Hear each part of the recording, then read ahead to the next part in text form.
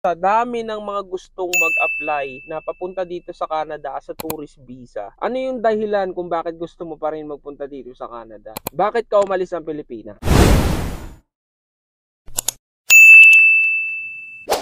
What is up guys? Welcome back to our channel. And for today's Wow! video, kung makikita nyo guys, is kasama na natin ang ating kapatid at nandito na siya sa Canada guys. Nova Scotia, Canada. Dumating siya dito nga pala January 24. Bago tayo mag-birthday ng January 26, nandito na siya sa Canada guys. Kung napanood nyo yung dalawang Wow! video natin guys, at kung hindi nyo pa napanood yung dalawang video natin guys, ito yon at saka yan. Gusto nyo siyang makita na sinundo natin dito sa airport and nag-unboxing kami ng bagahe ng mga pinadala namin punta dito sa Pilipinas. Watch nyo yung video na yan guys. And sa video natin na to, pag-uusapan natin kung paano ko nga ba nakuha yung kapatid ko papunta dito sa Canada. And pag-uusapan din natin yung mga bagay-bagay na dapat na i-consider mo o dapat na alam mo na gawin mo bago ka magpunta dito sa Canada. And kung sa tingin nyo guys is makatulong tong video na to sa inyo is please consider subscribing to our channel, give this video a like, comment down below, and share nyo sa mga kaibigan nyo na naghahangat o gusto rin na mag-tourist visa papunta dito sa Canada. So disclaimer lang po guys, no, bago natin simulan yung video natin na to guys, is ina-advise ko lang kayo na bago kayo magpunta sa Canada or mag-apply sa tourist visa, pag-aralan nyo po muna mabuti or mag-search muna po kayo kung para po sa inyo po talaga itong pathway na to. At maraming pa namang iba-ibang mga pathway na pwede nyong paggamitan like temporary foreign worker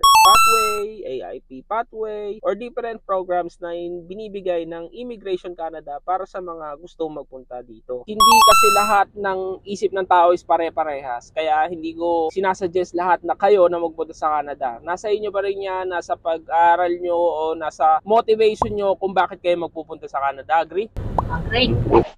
So, ang first question natin guys, tanungin natin siya kung paano nga ba siya nakapunta dito nang walang EOS, no proof of fund, and solo traveler and first time traveler nga papalis ng Pilipinas. Bali, ang naging pathway ko papunta dito sa Canada is visitor's visa. Una, ang Wow! ginawa ko lang is sumali ako sa group. Sinali ako ni Kuya sa isang group. Is doon ko nag-gather lahat ng requirements na kailangan sa pag-file ng visitor visa. At ano siya, naging DIY yung naging process. Then, as a solo traveler, first time traveler, medyo nahirapan ako sa immigration palabas. So na-interview tayo, na second interview po ako. Almost 2 hours siya. Ang daming tinanong pa, sikot-sikot. Pero buti na lang, prepared ako yung mga documents na sinubmit ko kay IRCC, which is dala-dala ko siya. Printed siya. Pwede din naman hindi printed, pero mas prepare ko yung printed.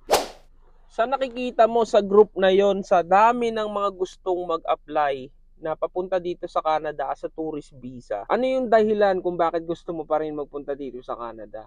At bakit ka umalis ng Pilipinas? Actually, sa mga nababasa ko kasi dun sa group, kadalasan refuse yung visitor's visa nila. Which is, medyo nag-doubt ako kung ma-approve ako kasi unemployed ako, no proof of funds ako.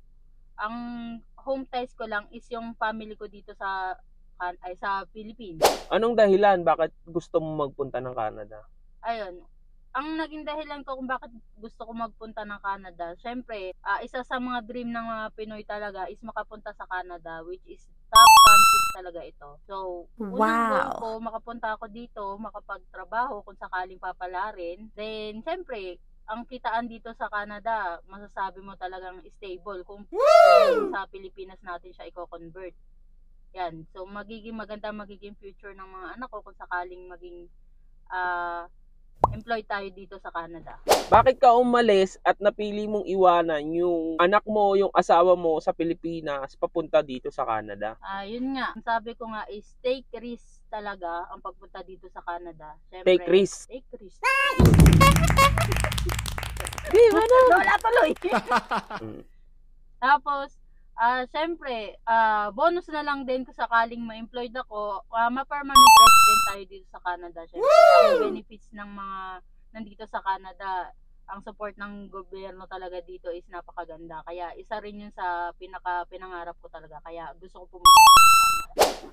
So ngayon guys, nalaman nyo na ang dahilan kung bakit ba siya nagpunta dito sa Canada. And kung ganyan din ba yung dahilan nyo guys, comment down below. And like itong video na to kung nakaka-relate kayo sa situation ng kapatid ko. So syempre, bago siya magpunta dito sa Canada guys, pinlano muna namin kung ano yung mga dapat namin gawin bago siya magpunta dito sa Canada guys. Actually, yung tungkol sa pagtatrabaho, alam naman natin lahat. Alam ng mga, kung hindi pa alam ng mga nanonood dito, yung tourist visa is pwede mo yung convert into work permit. So yan, una yan, may nakalaan na kami na plano para dyan. Siyempre yung tutuluyan niya, which is dito na din sa amin, dito siya titira. And siyempre yung gastos, ilalaan para sa application niya, sa pagbayad ng plane ticket, sa mga biometrics, at sa iba pang mga gastusin through all the process hanggang makapunta siya dito sa Canada. Lahat yan guys is pinlano muna namin. Kaya nasabi ko sa inyo guys na kung magka-Canada kayo as tourist visa guys, dapat meron kayong plano at nakalatag yan ng maayos para hindi kayo magkaroon ng problema or hindi kayo magaya sa mga other tourists na nandito sa Canada na nahihirapan na maghanap ng trabaho. Sobrang taas po kasi ng kompetensya na ng paghahanap ng trabaho dito sa Canada. Lalong-lalo na pag permanent resident ka nga, medyo nahihirapan ka na. Pag temporary worker ka, nahihirapan ka na. Kapag student pathway ka, nahihirapan ka na magtrabaho. What more pa kapag tourist visa lang po yung hawak papel. O wala kang papel na tourist visa lang po kayo dito sa Canada is mas mahirap po para sa inyo na maghanap ng gintong LMIA. So, isa yan sa mga preparation ko as my part sa pagkuha ko sa kapatid ko sa Canada. Yung mga nabanggit ko na yun. Ngayon naman, tanungin natin siya kung ano yung naging preparation niya na sinabi ko din bago siya magpunta dito sa Canada. Na kailangan din kasi guys, bago ka magpunta dito sa Canada. So, ano yung mga preparation mo na ginawa bago ka magpunta dito sa Canada? Bale, ang naging preparation ko is yung unang-una, yung mga passport ng anak ko, ng asawa ko, which is, syempre, advance tayo mag-isip. Kung sakaling permanent resident tayo, pwede natin silang kunin dito sa Canada. Kasi guys, sa experience ko, meron akong kaibigan na ganun ang nangyari. Yung anak niya is wala pang passport. So, ang ginawa niya, pumunta pa siya ng embassy. Marami pa naging masyadong process. Kaya, ang in-advise ko sa kapatid ko, asikasuhin niya na yon habang nandun pa siya sa Pilipinas. Kasi pag napunta ka dito sa Canada guys, hindi mo alam kung 1 year, 2 years, 3 years, 5 years ka mag-i-stay dito sa Canada. So, isa yung preparation na ginawa namin. Yun nga, kinuhanan ko sila ng passport, which is mas convenient nga, gaya nga sabi ni Kuya, wala nang mga ibang documents lang hihingin kung sakali yung partner ko yung mag-asikaso. Kaya ako na mismo yung nag-asikaso bago ako malis. Pangalawa, nirenew ko yung driver's license ko. Pasalamat na lang ako at pumayag yung LTO na ma-renew ko siya, which is ang dapat na expiration ng driver's license ko is sa June 2024. Na-renew ko siya ng advance. Ang binigay ko lang is yung ticket ko saka yung dating driver's license natin. Preparation din yun in case na kumuha ako ng driver's license dito sa Canada, mas madali na siya. So, yung process niya hindi nakatulad sa mga bagong kukuha pa lang ng driver's license. Yun guys, kaya ako din siya in-advise na kumuha ng driver's license. Kahit nasabi mo Philippine driver's license is okay pa din. Kasi dito, once napapasa niya yung, hindi ko lang po alam sa ibang province, pero dito sa province of Nova Scotia, once mapasa mo yung exam, pwede ka na right away na mag-road test.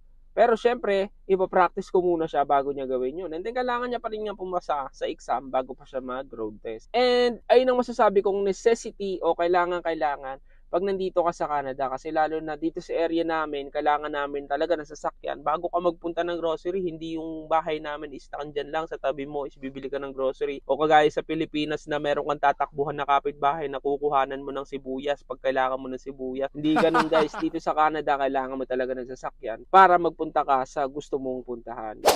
So, malapit na matapos yung video natin ngayon guys, no? So, ito na lang, ang hingin natin kay Melody is kung ano ba yung magiging advice niya sa mga tao na gusto na mag-apply ng tourist visa or visitors visa papunta dito sa Canada guys. Pakinggan nyo maigi yung mga sasabihin niya guys, marahil na magkaroon kayo ng idea patungkol sa mga to at maging silbing guide para makapag-decide ba kayo kung itutuloy nyo ba yung pag-tourist visa dito sa Canada or mag-i-stay na lang ba kayo sa Pilipinas or different different paths yung gagamitin nyo, nasa inyo pa rin yan guys. So pakinggan natin kung ano yung mga advices sa inyo guys pagpunta dito sa Canada as a tourist visa. Sige. Ang magiging advice ko sa inyo is pag-aralan nyo muna kung anong pathway nyo, kung paano kayo makakapunta dito sa Canada, kung ano yung mas magiging convenient sa inyo, then kung ano yung magiging purpose nyo dito sa Canada. Kung gusto nyo mag-work, kung skilled naman kayo, temporary foreign worker kayo na permit. Kung talagang by chance ang gusto nyo, visitor visa or tourist visa ang kunin nyo. Ang magiging advice ko lang, maging prepared kayo sa documents para kung sakali mag-apply kayo ng visa nyo, kung agency man yan or DIY man yan, makikita ng immigration na qualified kayo na makapunta dito sa Canada. Or kaya nyo ang sarili nyo once na pumunta kayo dito sa Canada. Then, pangalawang advice ko, ready nyo yung sarili nyo. Yung sarili nyo mismo. Kasi hindi lahat nabibigyan ng chance na makapunta dito sa Canada. Which is, madami ang nare-refuse na visitors visa or tourist visa. Pangatlo, prepared nyo yung sarili nyo sa immigration sa Pinas. Or kung saan lugar man kayo nandoon. Which is sa Pinas kasi medyo mahigpit talaga. Lalo kung babae, solo traveler, tapos first time traveler ko pa. Kaya pinag-aralan ko talaga kung anong isasagot ko. Tapos yun. So yung guys, sa mga nanonood na viewers natin na nanonood na nagbabalak nga na mag-tourist or visitors visa dito sa Canada guys, I hope na nakatulong sa inyo tong video na to, and marami pa tayong pwedeng pag-usapan tungkol sa visitors and tourist visa na to guys. Marami din kasi mga experience na ako na nababasa o mga tao na nakakausap na iba-iba yung iba-iba yung mga situation nila. Meron mga galing Dubai na nag-tourist na sa kaibigan nila, nagpunta na ganito, na ganyan, na naghahanap ng trabaho na nahihirapan na magtrabaho. Kaya sinasabi ko sa inyo, una pa lang ng video natin, disclaimer is, hindi lahat ng gusto mag-Canada na true tourist visa is nagiging successful. Dapat successful. Dapat talaga guys is planuhin nyo munang maigi, and dapat nakalatag talaga yung plano nyo ng maayos. Kasi kung hindi, mahihirapan kayo at isa siguro kayo sa may mga magrereklamo at masasabing hindi ko gusto yung Canada. Ganun guys, nasa inyo din po kasi yung guys kung anong pathway, kung anong goal mo sa buhay ang gusto mong tahakin guys. So yun nga guys, dito na lang natin tatapusin yung video natin, and yun nga guys, I hope nakatulong tong video na to sa inyo. And if you guys like this video, give this video a like, a thumbs up, and comment down below kung may mga question kayo regarding tourist or visit visa. Pwede namin sagutin dyan sa comment section sa description box below. And may mga video din tayo ng mga in-upload guys, nasa description box below patungkol sa buhay natin dito sa Canada guys. And kung naghahangad pa kayo ng mga video na patungkol dito sa tourist visa and just journey ng kapatid ko ng paghahanap niya ng trabaho dito sa Canada guys, is subaybayan nyo lang tong channel natin. And meron nga bang channel, meron siyang page na ginawa, Mellow Vlogs in Canada guys. So consider following her, follow her Facebook page guys. And yun, subaybayan nyo yung mga upload nyo dyan, mga TikTok siya doon guys, na nasira na bahay namin guys Ayun guys, maraming salamat. I hope to see you soon. Have a good one.